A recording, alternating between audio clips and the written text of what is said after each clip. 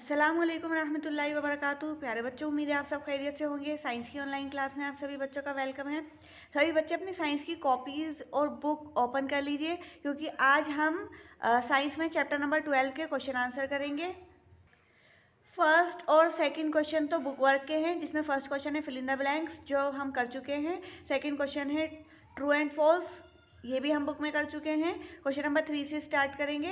Question number 3 है explain why the bulb would not glow in the arrangement shown in figure 12.13।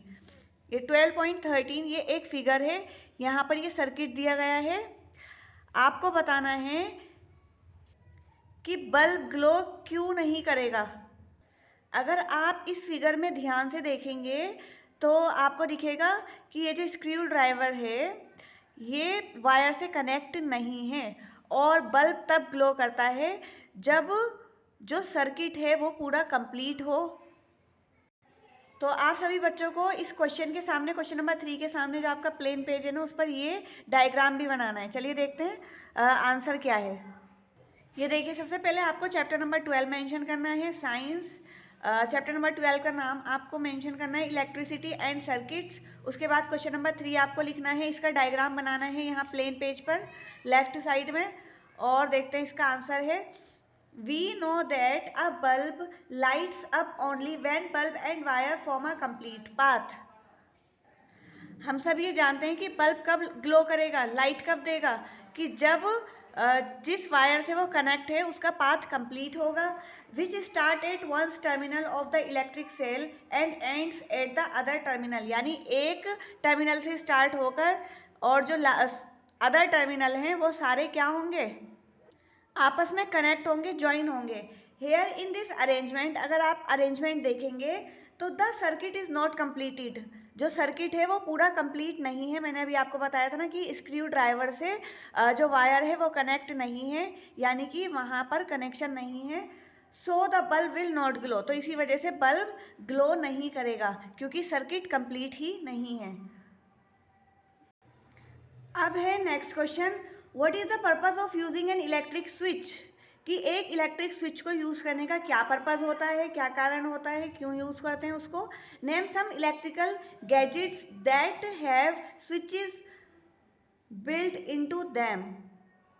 और आपको कुछ electrical gadgets के नाम बताने हैं जिनमें स्विच होता है। तो इसका आंसर है a switch is a simple device that either breaks the circuit or completes it. Switch क्या होता है, एक सिंपल डिवाइस होता है जिससे या तो हम सर्किट को कंप्लीट कर सकते हैं या इनकम्प्लीट। यानी जब हम स्विच ऑफ कर देंगे तो सर्किट क्या करेगा, करंट के फ्लो को स्टॉप कर देगा, और जैसे ही हम स्विच ऑन करेंगे तो वो क्या करेगा, करंट के फ्लो को, यानी कि करंट को अपने अंदर से पास होने देगा। Hence we use electric switches. Some electrical gadgets that have switches built into them are electric iron, table fan, radio, etc. तो इसलिए हम इलेक्ट्रिक स्विच का यूज़ करते हैं, क्योंकि जब हम चाहते हैं, यानी जब हम पावर कट चाहते हैं तो हम स्विच को ऑफ कर देते हैं, और जब हम पावर को ऑन करना चाहते हैं तो हम स्विच ऑन कर देते हैं। तो कुछ इलेक्ट्रिकल गैजेट्स क्या क्या हैं, electric iron, table fan, radio etcetera. देखिए, इलेक्ट्रिक आयरन में भी स्विच होते हैं, टेबल फैन में भी और रेडियो में भी। जब आप आयरन करना चाहते हैं तो आप स्विच ऑन करते हैं, और जो आयरन है वो हीट प्रोवाइड करती है, और आप क्या कर लेते हैं, अपने क्लोथ्स पर आयरन कर लेते हैं। और जब आप चाहते हैं कि अब तो, यानी जब आपको नहीं करनी होती तो आप स्विच ऑफ करके और इलेक्ट्रिक आयरन को रख देते हैं। नेक्स्ट है टेबल फैन। टेबल फैन पर भी जब आपको हवा चाहिए होती है तो आप स्विच ऑन करते हैं, और अगर आपको हवा नहीं चाहिए होती तो आप क्या करते हैं, स्विच ऑफ कर देते हैं। इसी तरीके से रेडियो है, और उसके अलावा और भी कई सारे डिवाइस होंगे आपकी नज़र में, बस आपको 2 या 3 के ही नाम लिखने हैं। अब है next question, question number 6, what would the bulb glow after completing the circuit shown in figure 12.14 if instead of safety pin we use an eraser. देखिए, ये जो 12.14 का ये जो डायग्राम है, सर्किट डायग्राम, इसमें आपसे पूछा गया है कि क्या बल्ब ग्लो करेगा अगर आप इस सेफ्टी पिन की जगह क्या ले लें, इरेज़र ले लें। तो इरेजर क्या होती है? इरेजर तो इंसुलेटर होती है, यानी कि पुअर कंडक्टर ऑफ इलेक्ट्रिसिटी, तो इसका मतलब बल्ब ग्लो नहीं करेगा। तो चलिए देखते हैं इसका answer. No, the bulb will not light up because eraser is a non conducting material. Eraser क्या है? इरेजर इंसुलेटर है, यानी कि पुअर कंडक्टर है, बैड कंडक्टर है, तो इसलिए बल्ब ग्लो नहीं करेगा। अब नेक्स्ट है question number 7। Would the bulb glow in circuit shown in figure 12.15।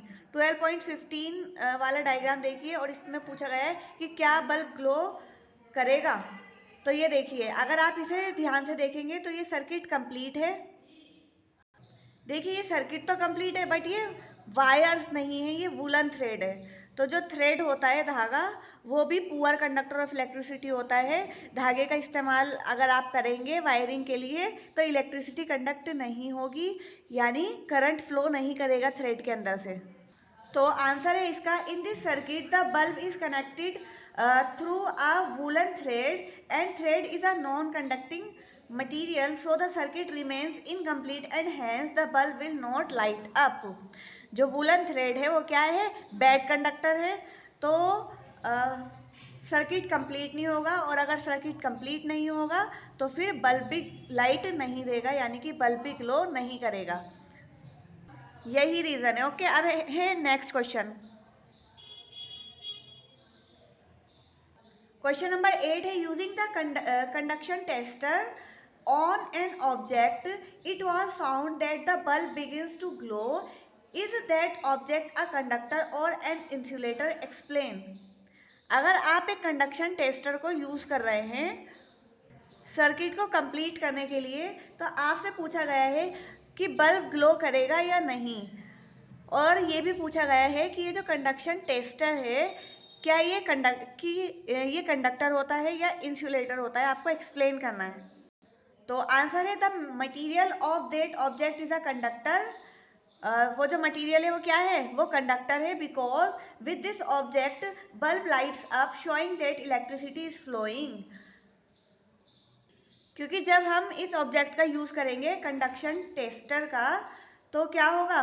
Bulb glow करने लगेगा, उसमें से इलेक्ट्रिसिटी फ्लो हो जाएगी। अगर आप देखेंगे तो टेस्टर जो होता है वो एक तरीके से पेचकस जैसे ही होता है, स्क्रू ड्राइवर टाइप का, और मेटल का बना हुआ होता है, उसके दोनों एंड्स पर मेटल होता है, तो इसलिए वो क्या है? वो गुड कंडक्टर है और अपने अंदर से इलेक्ट्रिसिटी को पास होने देगा, जिससे करंट फ्लो करेगा और बल्ब जो है वो ग्लो करने लग जाएगा, लाइट देने लगेगा, है ना।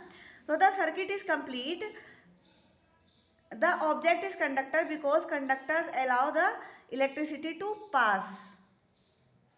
तो जो सर्किट है जिसमें आपने कंडक्शन टेस्टर का यूज़ किया है, वह जो कंडक्शन टेस्टर है वो क्या करेगा? वो करंट को अपने अंदर से अलाउ कर देगा, करंट यानी उसके अंदर से इजीली फ्लो होगा, इजीली पास हो जाएगा, क्योंकि वो गुड कंडक्टर ऑफ इलेक्ट्रिसिटी है। अब है next question, question number 9। Why should an electrician use rubber gloves while repairing an electric switch at your home? Explain. इस क्वेश्चन में आपसे पूछा गया है कि एक इलेक्ट्रीशियन को रबर ग्लव्स का यूज़ क्यों करना चाहिए इलेक्ट्रिक स्विच को जब वो रिपेयर करते हैं, उस टाइम पर आपको एक्सप्लेन करना है। तो इसका आंसर है, electrician use rubber gloves while repairing an electric switch because electrician को रबर ग्लव्स का यूज़ करना चाहिए जब वो किसी भी इलेक्ट्रिक स्विच को रिपेयर करते हैं उस टाइम पर।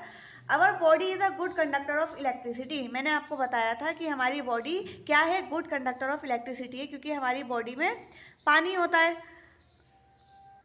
खून भी होता है, जो लिक्विड मटेरियल हमारी बॉडी में है उसकी वजह से हमारी बॉडी क्या है? गुड कंडक्टर ऑफ इलेक्ट्रिसिटी है। And if there is any contact of naked wire, so if there is any contact of naked wire with our naked hand, it will be very dangerous। क्योंकि हमारी body good conductor of electricity होती है, यानी कि हमारी body के अंदर से करंट पास हो जाता है, हमारी बॉडी में करंट फ्लो होने लगता है। तो इसलिए जो विदाउट कवरिंग वाली वायर्स होती हैं, अगर उन्हें कोई भी इलेक्ट्रीशियन अपने हैंड से टच करेगा तो जाहिर सी बात है कि करंट लगने का खतरा हो जाएगा और ये चीज़ बहुत ज़्यादा डेंजरस है। कभी कभार तो डेथ भी हो जाती है अगर शॉक ज़्यादा तेज़ लग जाता है तो इसीलिए जो इलेक्ट्रीशियन है उनको रबर ग्लव्स का यूज़ करना चाहिए, क्योंकि जो रबर होती है वो पुअर कंडक्टर ऑफ इलेक्ट्रिसिटी होती है। रबर के अंदर अंदर से करंट पास नहीं होता है। अब है next question, last question, question number 10। The handles of the tools like screw drivers and pliers use by electricians for repair work usually है प्लास्टिक और rubber covers on them, can you explain why? आपने देखा होगा कि जो भी tools होते हैं किसी भी इलेक्ट्रिशियन के पास, जैसे कि स्क्रू ड्राइवर्स या फिर प्लायर्स, स्क्रू ड्राइवर कहते हैं पेंचकस को, और प्लायर उसे कहते हैं एक टाइप का कटर होता है जिससे वायर की जो कवरिंग होती है ना ऊपर से प्लास्टिक वाली, उसको हटाया जाता है, उसको शार्प किया जाता है, छीला जाता है एक तरीके से, तो उन्हें प्लायर्स कहते हैं। तो जो इलेक्ट्रीशियंस होते हैं आपने उनके पास देखा होगा, जो स्क्रू ड्राइवर और प्लायर्स होते हैं उनके ऊपर या तो वुड की कवरिंग होती है या तो प्लास्टिक की कवरिंग होती है या फिर रबर कवर्स की या फिर रबर का कवर चढ़ा हुआ होता है। तो ऐसा क्यों होता है, क्या आप एक्सप्लेन कर सकते हैं?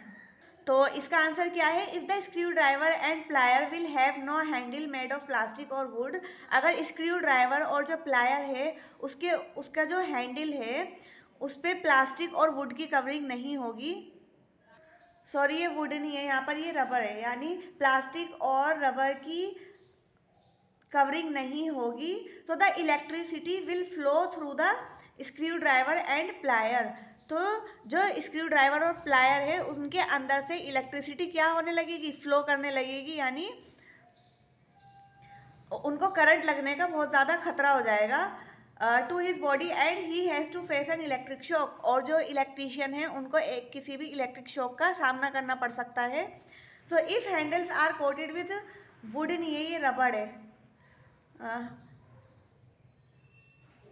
If handles are coated with rubber और प्लास्टिक विच आर इंसुलेटर, और रबर और प्लास्टिक क्या होते हैं, ये इंसुलेटर्स होते हैं, ये इलेक्ट्रिसिटी को अपने अंदर से पास नहीं होने देते हैं, पुअर कंडक्टर ऑफ इलेक्ट्रिसिटी होते हैं।